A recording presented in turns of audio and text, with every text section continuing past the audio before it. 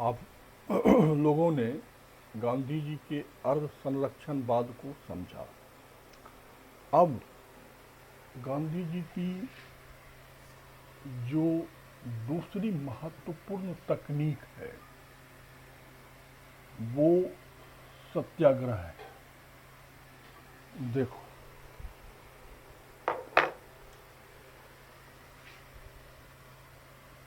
ये सत्याग्रह, सबसे पहले इस सत्याग्रह की उत्पत्ति कैसे? तो गांधी जी एक सेंटेंस बोलते हैं, क्या? पवित्र साध्य के लिए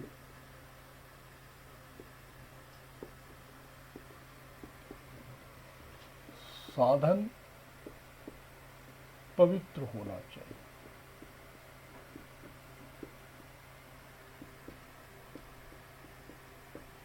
ठीक है, क्या कह रहे हैं? पवित्र साध्य के लिए साधन पवित्र होना चाहिए। तो यहीं से सत्याग्रह की उत्पत्ति होती है।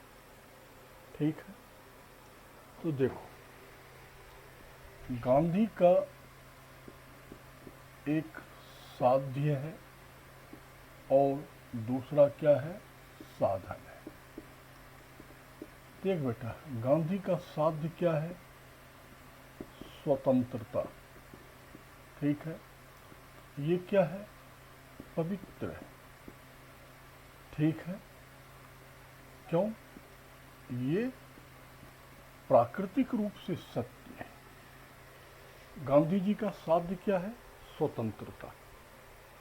ठीक है, स्वतंत्रता पवित्र है। क्यों है? ये प्रकृति के द्वारा नैसर्गिक रूप से मनुष्य को प्राप्त अधिकार है, इसलिए ये नेचुरल सत्य है, प्राकृतिक रूप से सत्य है, अकाट्य है। अब स्वाभाविक है, इस पवित्र साधन को प्राप्त करने का, साध्य को प्राप्त करने का साधन भी क्या होना चाहिए? पवित्र। इसलिए उन्होंने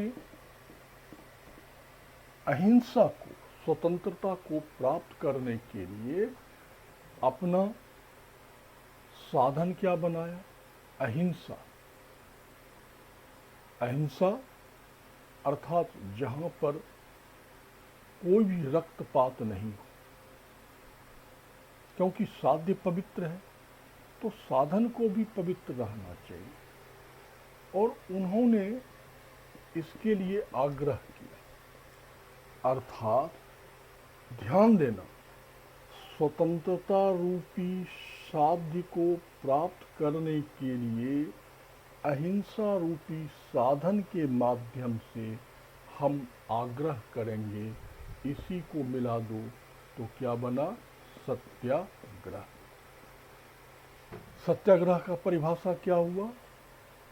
स्वतंत्रता रूपी साध्य को प्राप्त करने के लिए अहिंसा रूपी साधन से आग्रह करेंगे, वही क्या कहलाता है? सत्याग्रह कहलाता है। क्या कहलाता है? सत्याग्रह। अब देखो, इसमें यहीं पर ध्यान देना कि गांधी ने साध्य लिया, साधन। गांधी जी ने साधन के पवित्रता पर हमेशा बल डाला कि साधन पवित्र होना चाहिए, तभी ही साध्य पवित्र होगा। लेकिन अब यहां पर ध्यान देना, गांधी चूंकि एक राजनेता थे, इन्होंने इसलिए अपने साधन को क्या रखा? वेरिएबल रखा, परिवर्तनशील रखा। क्योंकि जैसे जैसे सामाजिक राजनीतिक परिस्थिति बदलेगा, वैसे वैसे उन्हें अपने साधन में संशोधन, देखो अहिंसा को वो छोड़ेंगे नहीं, लेकिन अहिंसा का कितना रखा जाए या परिस्थिति के अनुसार उसमें कितना परिवर्तन किया जाए। इसलिए गांधी जी के विचार और कार्य प्रणाली में विरोधाभास आता है। तो देखो यहाँ पर गांधी जी स्पष्ट तौर पर महात्मा बुद्ध और महात्मा महावीर से क्या है, प्रभावित है। समझना, देखो भगवान महावीर, उन्होंने भी साध्य रखा और साधन रखा। साध्य क्या है, केवल्य की प्राप्ति, जिसको हम और आप मोक्ष कहते हैं। साधन क्या है, त्रिरत्न। त्रिरत्न क्या है, त्रिरत्न है सम्यक दर्शन, सम्यक ज्ञान और सम्यक आचरण। और इन्होंने आचरण पे बहुत ज़्यादा बल डाला। पंच महाव्रत, पंच महाव्रत में बेटा क्या है, सत्य, अहिंसा, अस्तेय,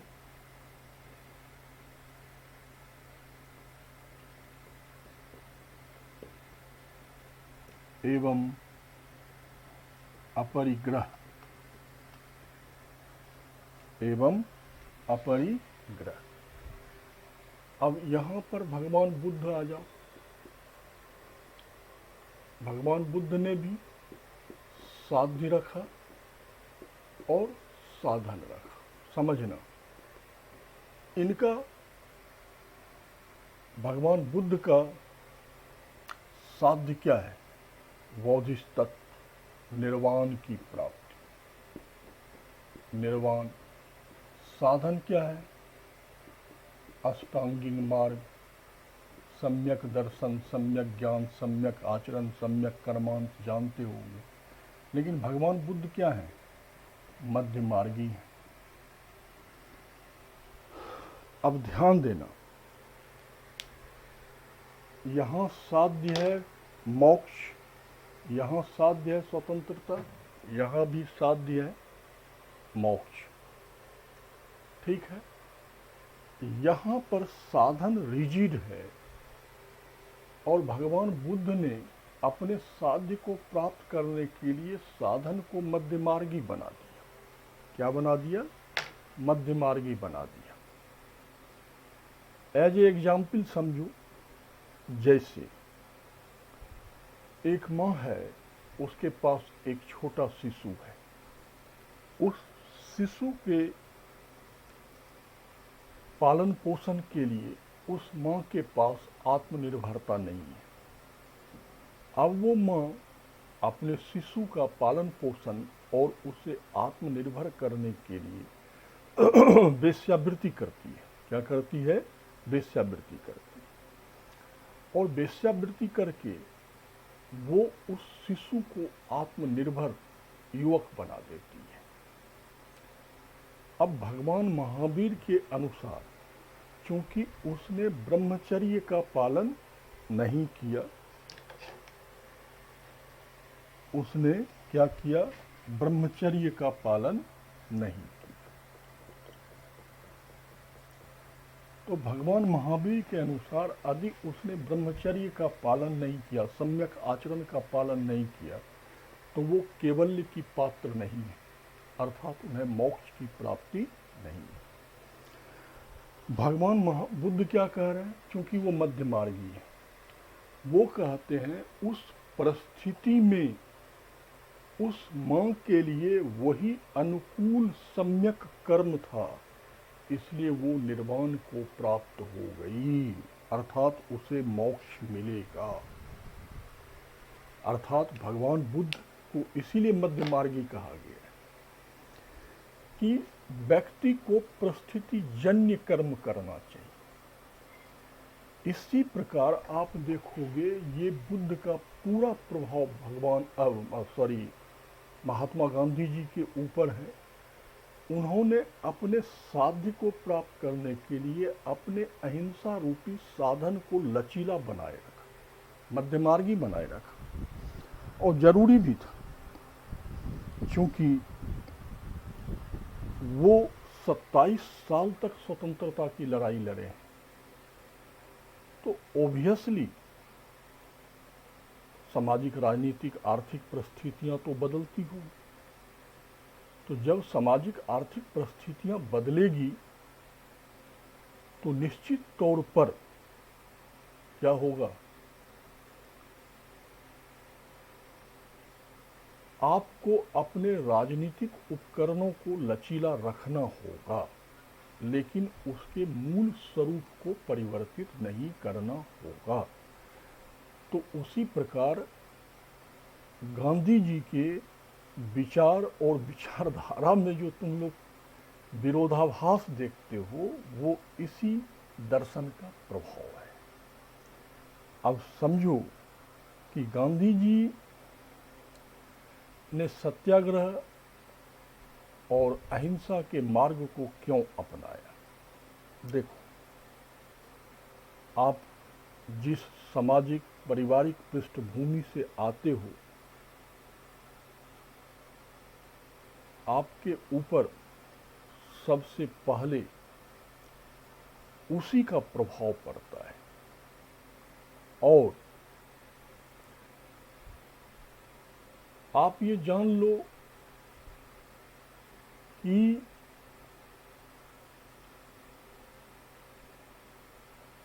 जब तक ये प्रभाव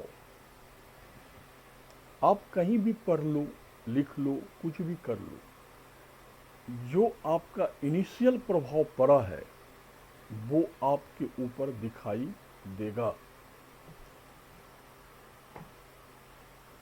दिखाई पड़ेगा ही पड़ेगा।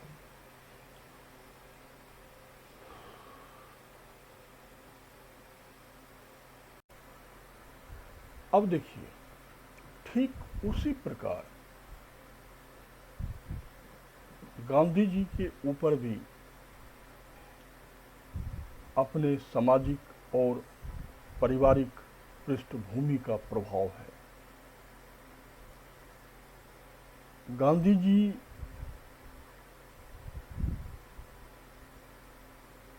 के तकनीक में सत्याग्रह एवं अहिंसा को बहुत अधिक महत्व दिया गया है। तो गांधी जी ने अपनी आत्मकथा में इसे स्वीकार भी किया है। क्या स्वीकार किया है कि उनके ऊपर उनके अभिभावकों एवं उनके रहने के स्थान पर उपस्थित सामाजिक धार्मिक वातावरण ने उनको व्यापक रूप से प्रभावित किया है। तो उनकी प्रारंभिक विचारधारा को वैष्णव मत और जैन धर्म की जो परंपरा है उसने प्रभावित किया। आप बेहतर तरीके से जान रहे हैं कि गांधी जी वैश्य समुदाय के थे। वैश्य समुदाय अहिंसावादी होते हैं। वो या तो वैष्णव मत को मानते हैं या वो जैन धर्म को मानते हैं। अब ध्यान देना, यहाँ पर मैंने वैष्णव मत लिखा है और आप दूसरा जैन धर्म लिखा है। अब आप लोग एकदम दे देते हो एक ही वैष्णव धर्म और जैन धर्म। वैष्णव धर्म नहीं है, हिंदू धर्म की एक शाखा है, इसलिए वो संप्रदाय या क्या कहलाएगी, मत कहलाएगी। और जैन धर्म एक अलग से परिभाषित धर्म है, उसमें श्वेतांबर दिगंबर शाखाएं हैं या मत है, ठीक है ना। इसलिए ये नहीं कि दोनों में शाखाएं ही लिख दिए या दोनों में धर्म ही लिख दिए और खुश हो रहे हैं, अरे यार परीक्षा बहुत बढ़िया गया। नंबर काट के धज्जी उड़ा देगा। ये ग्रेजुएशन का परीक्षा नहीं है कि पेज भर गया नंबर ले लो। ये ध्यान रखना, एक एक शब्द पर बल डालना। अब देखो गांधी जी क्या कहते हैं कि मेरे ऊपर भागवत गीता का भी प्रभाव है। सही बात, होगा ही होगा। इसके अतिरिक्त वो कहते हैं कि मेरे ऊपर बाइबिल के सरमन ऑफ माउंट चैप्टर का भी प्रभाव है, ईसा के उपदेश का।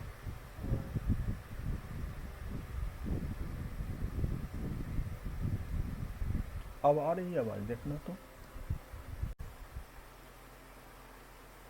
तुम लोगों को पता होगा कि जब यहूदी शासक ने ईसा को माउंटेन पर ले गया, पहाड़ पे ले जाकर उसे सूली पे चढ़ा दिया, तो ईसा ने अपने अनुयायियों से क्या कहा था? अनुयायियों से कहा था कि इसे माफ कर देना, इससे प्रतिशोध नहीं लेना। क्यों? क्योंकि इसे पता ही नहीं है कि हमसे क्या अपराध हो रहा है।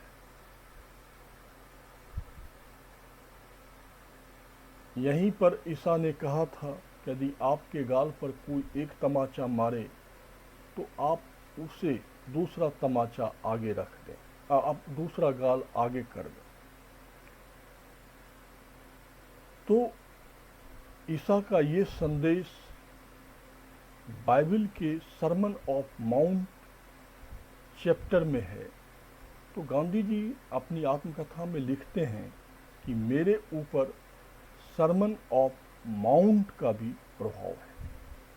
और गांधी जी, आप सबको पता होगा कि ईसा के इस दर्शन को व्यवहारिक रूप में दक्षिण अफ्रीका में प्रयोग कर चुके थे। आपको पता होगा प्रिटोरिया में जब वो ट्रेन से उतरकर बग्घी पर बैठे तो बग्घी खाली थी, तो कोचवान ने कहा कि आप अपर फ्लोर पर बैठ जाओ। फिर एक गोरा आया बग्घी भरने के, अपर फ्लोर भरने के बाद उसने गांधी जी को कहा कि तुम लोअर फ्लोर पर बैठो। गांधी जी ने कहा कि मैं लोअर फ्लोर पर क्यों बैठूं? जब मैं पहले आया मुझे अपर फ्लोर पर जगह मिली तो मैं यहीं बैठूंगा। अंग्रेज ने कहा कि नहीं, तुम काले हो, कालू भाई हो, तुम्हें लोअर फ्लोर पर जाना होगा। और गांधी जी ने कहा कि मैं बिल्कुल नहीं जाऊंगा। अंग्रेज उनको पीटने लगा, यहां तक पीटा कि उनका हाथ तक टूट गया था। लेकिन गांधी जी ने हार नहीं मानी और आप सबको पता होगा कि वो अंग्रेज थक के फिर लोअर फ्लोर पर यात्रा किया था। तो ये गांधी की सरमन ऑफ माउंट के दर्शन का पहला व्यवहारिक जीत था। गांधी ये समझ गया कि हम स्वयं कष्ट सह के अपने दुश्मन के हृदय को बदल सकते हैं। ये संभव है, ये असंभव नहीं है। तो इसलिए गांधी जी के ऊपर ये व्यापक प्रभाव था। इसके अतिरिक्त गांधी जी लिखते हैं कि उनके ऊपर रॉस्किन, टॉलस्टॉय और थेरो के लेखों का भी प्रभाव है। साथ ही साथ गांधी जी कहते हैं कि वास्तव में उनके विचारधारा के विकास और दिशा निर्धारण में सबसे बड़ा भूमिका स्वयं का व्यवहारिक ज्ञान है। क्योंकि व्यक्ति का व्यक्तिगत जीवन और व्यक्तिगत अनुभव, इससे बड़ा विद्यालय कोई नहीं होता है। हम और आप बुनियादी तौर पे जरूर अपने पारिवारिक, सामाजिक, शैक्षणिक पृष्ठभूमि से सीख के आते हैं, लेकिन जैसे जैसे हम व्यवहारिक होते जाते हैं, हमारे दृष्टिकोण में परिवर्तन आते जाता है। अब आगे गांधी जी लिखते हैं कि उनके विचारधारा का जो सबसे प्रमुख पहलू सत्याग्रह का है, उसका तात्पर्य क्या होता है। पवित्र साध्य के लिए साधन भी क्या होना चाहिए, पवित्र होना चाहिए। और गांधी जी ने इस उपकरण का सबसे पहले प्रयोग दक्षिण अफ्रीका में किया, बाद में तो भारत में इसका व्यापक रूप से स्वतंत्रता संग्राम में प्रयोग हुआ और ये एक महत्वपूर्ण पहलू बना रहा। गांधी जी के अनुसार हिंसा के स्थान पर सत्याग्रह का पालन होना चाहिए। वास्तव में उनका मानना है कि सत्याग्रह का पालन इस प्रकार होना चाहिए कि स्वयं कष्ट उठा के शत्रु को अपने बात को मनवाने के लिए उसे परिवर्तित किया जा सके। उन्होंने निष्क्रिय विरोध और सत्याग्रह के बीच में डिफरेंसेस भी किया है। उनका कहना है कि निष्क्रिय विरोध या प्रतिरोध कायर व्यक्ति का काम है। सही बात है कि वास्तव में गोला बम बारूद रखना, दूसरे को मार देना, ये कायरों का काम है, डरपोकों का काम है। भाई आप सब भी आदमी हो, आप क्या रखते हो ये सब चीजें? नहीं रखते हो। क्यों नहीं रखते हो? इसलिए नहीं रखते हो कि आप में भय नहीं है, आप डरपोक नहीं हो। क्यों नहीं हो? तो आपने किसी का शोषण नहीं किया। आप देखोगे सुरक्षा गार्ड और ये सब चीजें जो होता है, ये वो रखता है जो समाज के अन्य लोगों का आर्थिक, राजनीतिक, सामाजिक, शारीरिक किसी प्रकार का शोषण किया हो। इसलिए उसमें भय समा जाता है कि वो आदमी हमसे कहीं प्रतिशोध ना ले ले, इसलिए आप अस्त्र शस्त्र का प्रयोग करते हो। इसलिए गांधी जी ने कहा कि निष्क्रिय प्रतिरोध ये कायरों का काम है।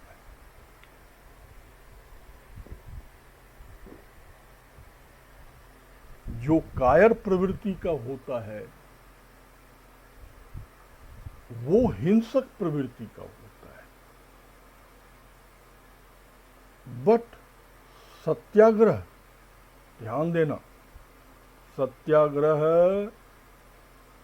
चारित्रिक एवं नैतिक रूप से मजबूत व्यक्ति का ही उपकरण हो सकता है, सबका नहीं हो सकता है। आप स्वयं कल्पना करो कि आपके मुंह पर एक तमाचा कोई दे दे और आप फिर दूसरा गाल उसके दे दो को, भैया और मार लो भैया। है इतनी नैतिकता? क्या इतनी चारित्रिक बल है आपको? नहीं है। अरे हम और आप लोग तो क्या है, एक कोई दे देगा तो उसको 10 दे देंगे और कहेंगे बहादुरी से क्या, अरे एक के बदले 10 निपटा दिए। क्या कर दिए? निपटा दिए। लेकिन गांधी जी ने भारत में स्वयं सेवकों की एक ऐसी जत्था खड़ी कर दी थी चारित्रिक और नैतिक रूप से इतना ऊंचा कर दिया था कि ब्रिटिश सरकार डंडे बरसाती रहती थी, सर पे खाते रहते थे, लेकिन हाथ नहीं उठाते थे। ये है गांधी। ऐसे लाखों स्वयंसेवकों को खड़ा कर दिया था। सरकार गोली चलाती थी, भारत माता की जय कह के उस गोली को खा के भी अंग्रेजी सरकार के खिलाफ कोई हिंसक घटनाएं नहीं करता था। यह है गांधी का सत्याग्रह। तो वास्तव में गांधी जी के लिए सत्याग्रह मात्र एक राजनीतिक अस्त्र नहीं था, बल्कि जीवन दर्शन और सिद्धांत और व्यवहार का हिस्सा था। क्यों? जब तक व्यक्ति इसे अपने जीवन दर्शन और व्यवहार में नहीं उतारेगा, तब तक ये राजनीतिक अस्त्र भी नहीं बन पाए। क्योंकि हमारा जैसा स्वभाव होता है, हमारी वैसी ही व्यवहार क्या होता है, रिफ्लेक्ट होता है, प्रदर्शित होता है। तो इस प्रकार गांधी जी ने सत्याग्रह को भारतीयों के जीवन में स्थापित किया। और ये हम और आप लोग जो कहते हैं ना, लाचारी का नाम महात्मा गांधी, अब समझ जाओ, लाचारी का नाम महात्मा गांधी नहीं है, बल्कि चारित्रिक नैतिक रूप से जो अत्यधिक मजबूत होगा, वही गांधी के सत्याग्रह का पालन कर सकता है और करवाया, और उससे भारत को स्वतंत्रता मिली। अब पहले बेटा इतना लिख लो, तब अहिंसा पे जाएंगे, ठीक है? तो शीर्षक डालोगे गांधी का राजनीतिक दर्शन, गांधी का राजनीतिक दर्शन, और उसमें सबसे पहले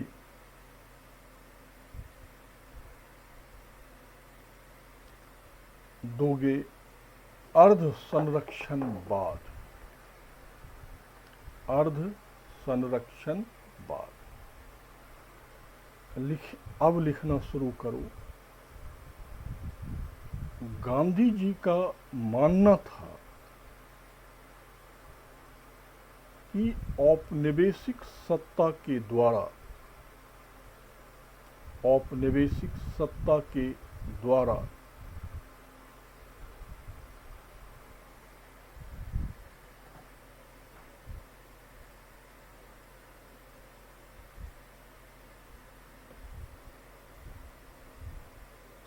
भारतीय जनता के मन में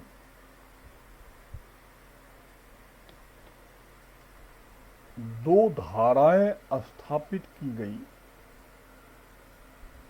दो धाराएं स्थापित की गई।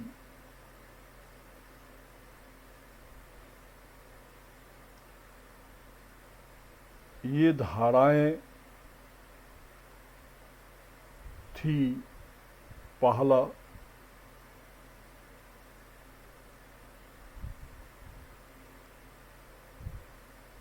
कि शिक्षित वर्ग का मानना था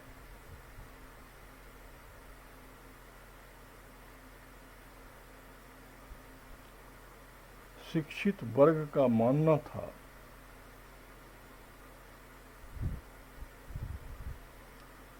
कि विदेशी शासक भारतीयों का शुभचिंतक, विदेशी शासक भारतीयों का शुभचिंतक है।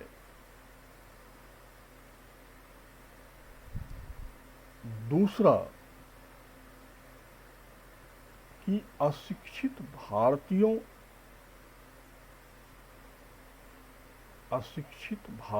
का मानना था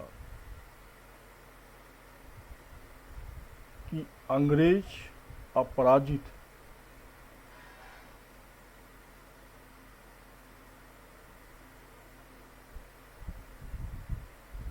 अंग्रेज अपराजित हैं।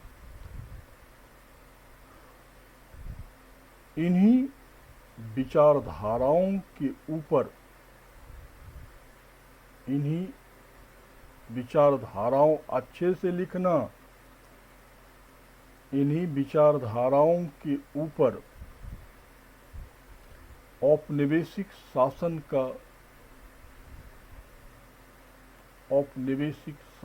का अर्ध संरक्षण स्वरूप खड़ा था, अर्ध संरक्षण स्वरूप खड़ा था।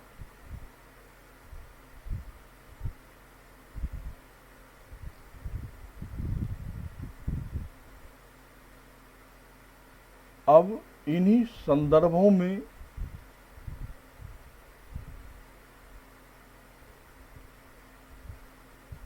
गांधीवादी राजनीति की परीक्षा हो सकती है। गांधीवादी राजनीति की परीक्षा की जांच हो सकती है।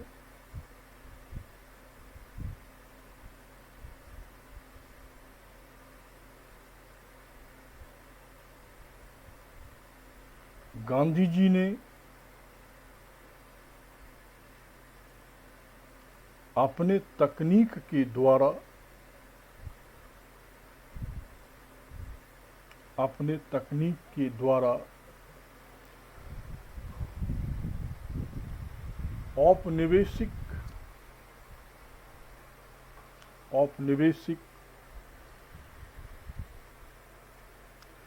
सत्ता के अर्ध संरक्षणवादी स्वरूप को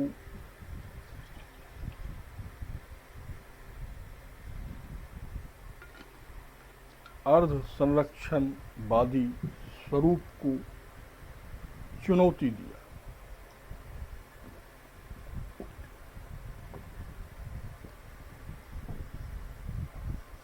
चुनौती दिया।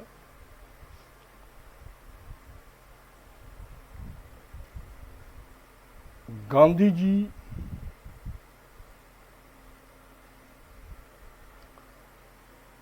एक लंबे संघर्ष की तैयारी कर रहे थे।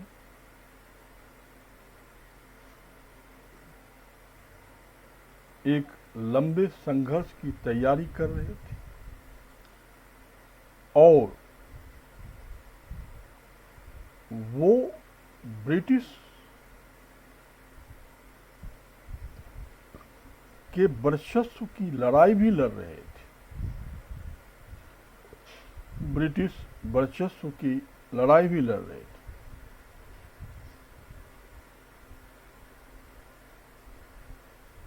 जैसा कि कुछ इतिहासकारों ने स्वीकार किया है, जैसा कि कुछ इतिहासकारों ने स्वीकार किया है कि गांधी जी आंदोलन के लिए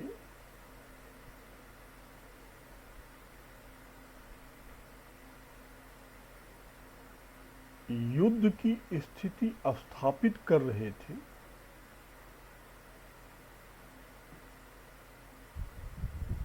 और विभिन्न चैनल के माध्यम से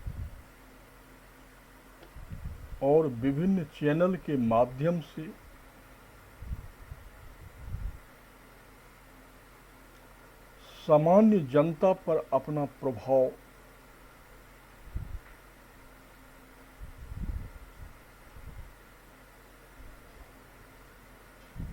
प्रभाव बना रहे थे।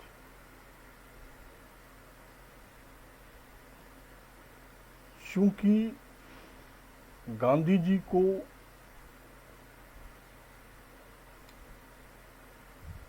लंबी लड़ाई लड़नी है,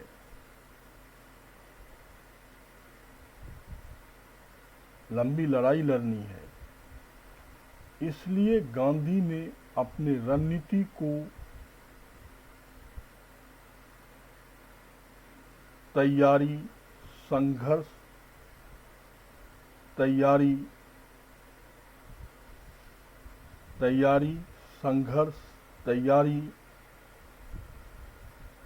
का रणनीति बनाया।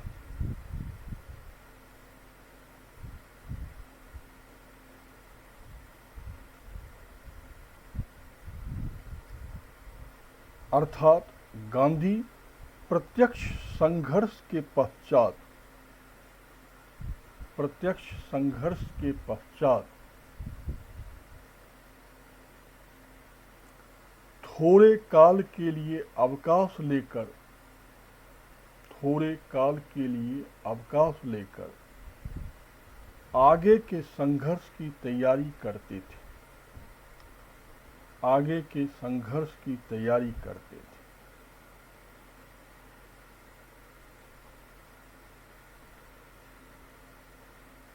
उनका मुख्य उद्देश्य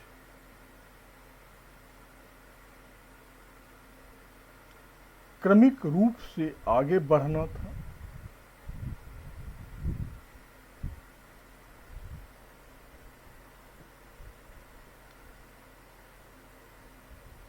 था, परंतु इतिहासकार क्रमिक रूप से आगे बढ़ना था, पूर्ण विराम देना।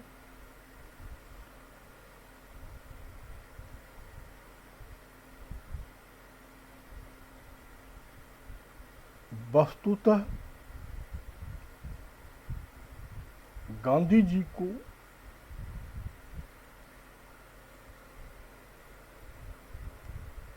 अर्ध संरक्षण मानसिकता को तोड़ना है।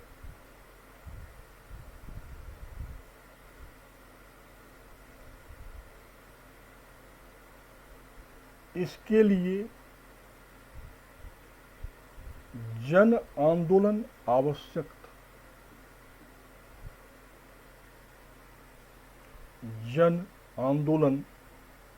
आवश्यक था। इस जन आंदोलन का स्वरूप नियंत्रित जन आंदोलन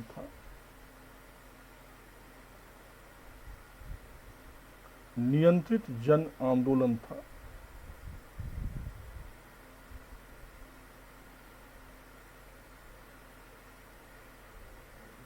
क्योंकि अनियंत्रित जन आंदोलन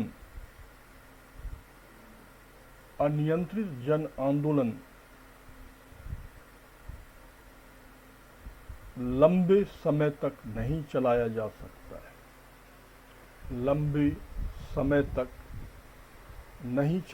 सकता है।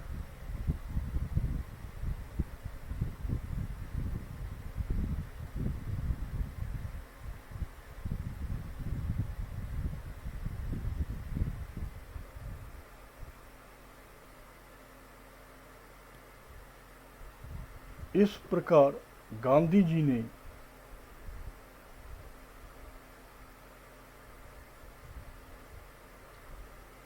क्रमिक रूप से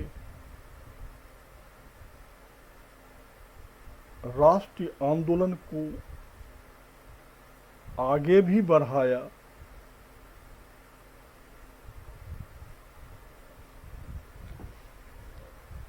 अर्ध संरक्षण मानसिकता को भी तोड़ा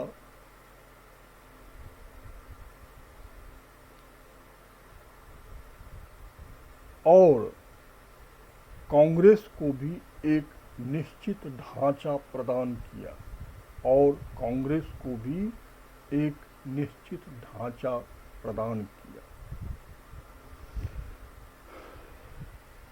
अब बेटा सत्याग्रह दोगे। अब हेडिंग सत्याग्रह दोगे। गांधी जी के तकनीक में सत्याग्रह एवं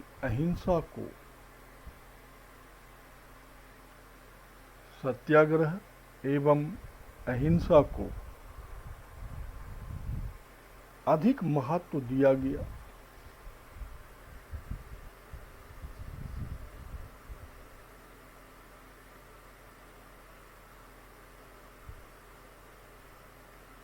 गांधी जी ने अपनी आत्मकथा में यह स्वीकार किया है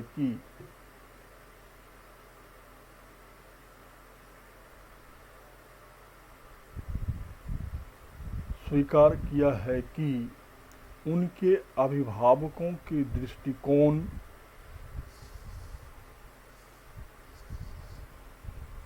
एवं उनके रहने के स्थान पर एवं उनके रहने के स्थान पर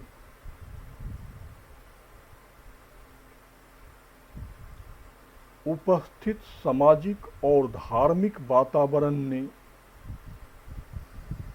उपस्थित सामाजिक और धार्मिक वातावरण ने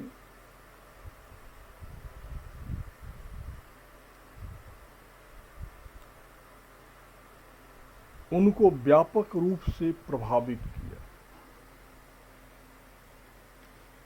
उनको व्यापक रूप से प्रभावित किया।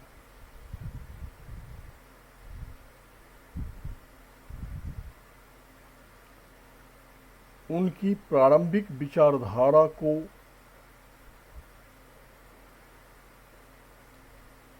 वैष्णव मत और जैन धर्म की परंपराओं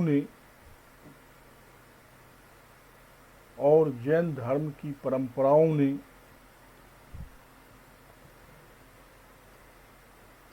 विशेष रूप से प्रभावित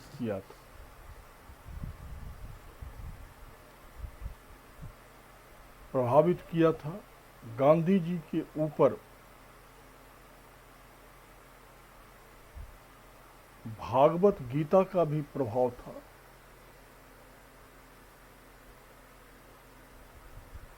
इसके अतिरिक्त गांधी जी के ऊपर भागवत गीता का भी प्रभाव था। इसके अतिरिक्त ईसा के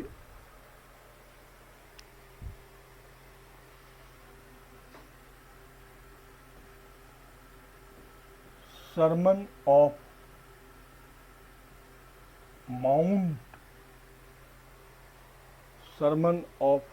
माउंट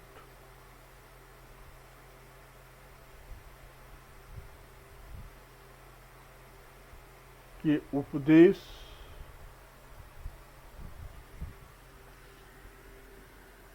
टॉलस्टॉय, थेरो एवं रॉस्किन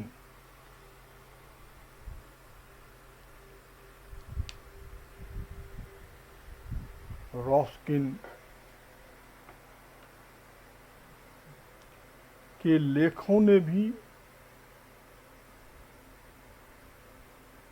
उनके चिंतन को प्रभावित किया।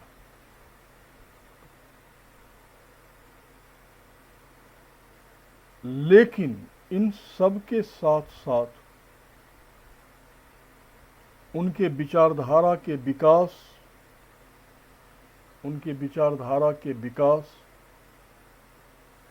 और दिशा निर्धारण में सर्वाधिक योगदान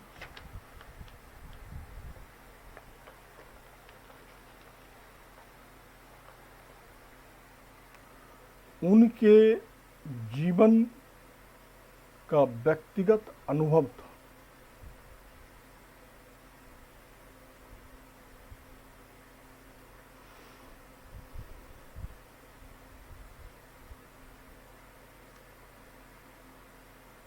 था। अब पैराग्राफ बदलोगे। गांधी जी के विचारधारा का सबसे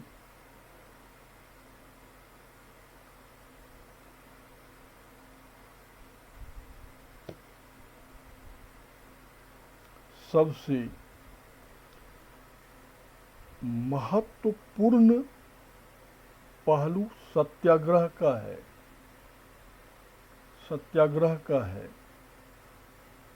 जिसका तात्पर्य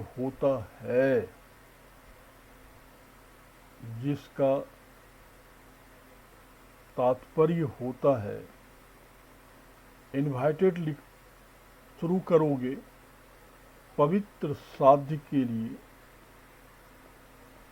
पवित्र साधन का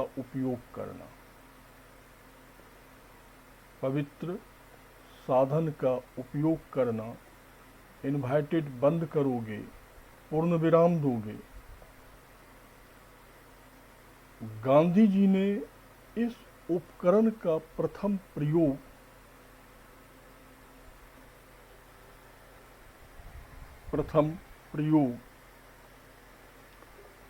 दक्षिण अफ्रीका में ही किया था।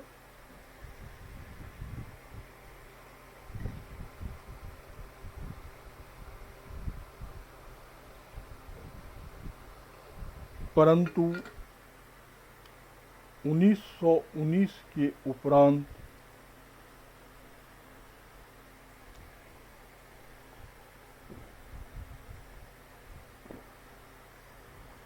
भारत के स्वतंत्रता संग्राम में यह एक महत्वपूर्ण पहलू बना।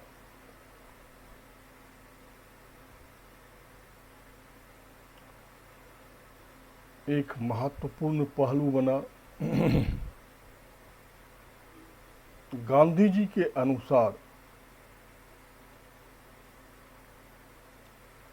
हिंसा के स्थान पर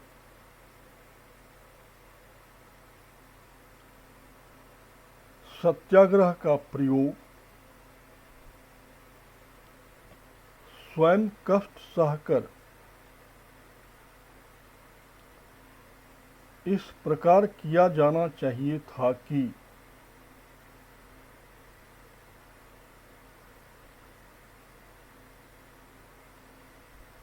शत्रु को अपनी बात मनवाने के लिए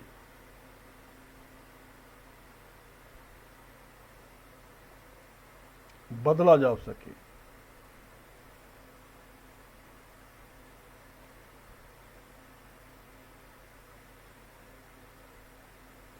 गांधी जी ने सत्याग्रह और निष्क्रिय प्रतिरोध, सत्याग्रह और निष्क्रिय प्रतिरोध के बीच अंतर किया।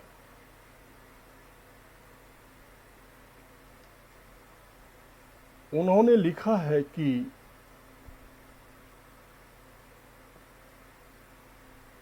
निष्क्रिय प्रतिरोध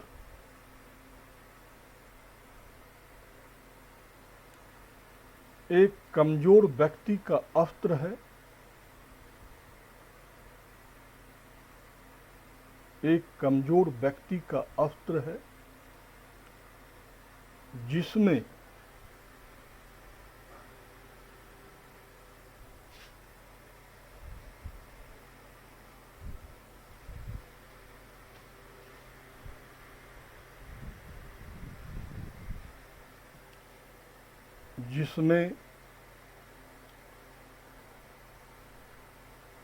हिंसा और शारीरिक शक्ति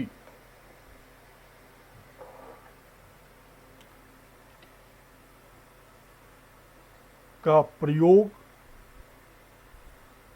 अपने उद्देश्य की पूर्ति के लिए किया जाता है, अपने उद्देश्य की पूर्ति के लिए किया जाता है।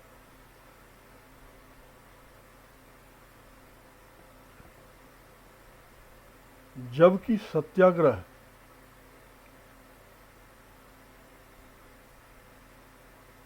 शक्तिशाली व्यक्ति का अस्त्र है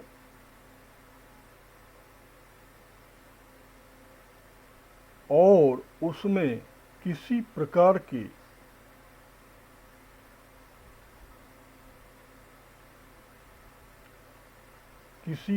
की हिंसा का प्रयोग नहीं है।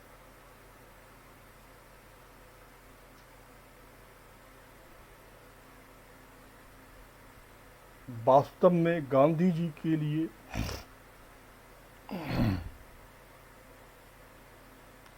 सत्याग्रह मात्र एक राजनीतिक अस्त्र नहीं था,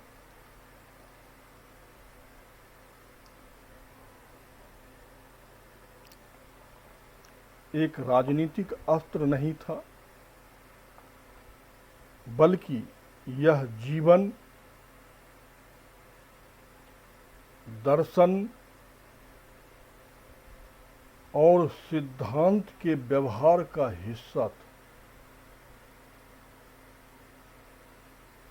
और सिद्धांत के व्यवहार का हिस्सा था।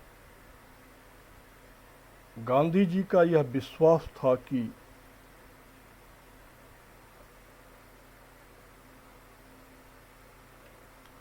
मानव जीवन